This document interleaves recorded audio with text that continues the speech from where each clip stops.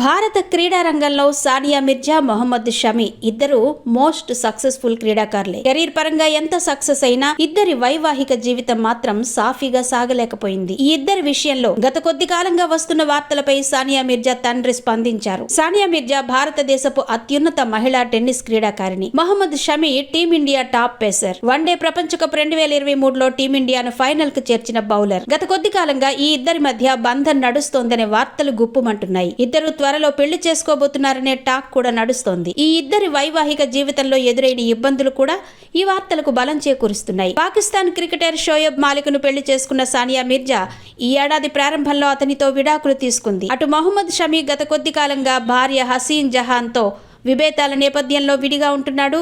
ఈ క్రమంలో మొహమ్మద్ షమి, సానియా మిర్జాలు పెళ్లి చేసుకోనున్నారనే వార్తలు వైరల్ అవుతున్నాయి. దాంతో సానియా మిర్జా తండ్రి ఇమ్రాన్ ఈ వార్తలపై స్పందించక తప్పలేదు.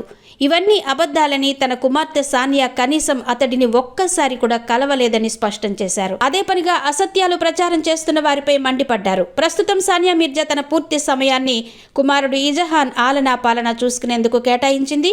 అటు వృత్తిపరంగా కూడా బిజీ అవుతోంది.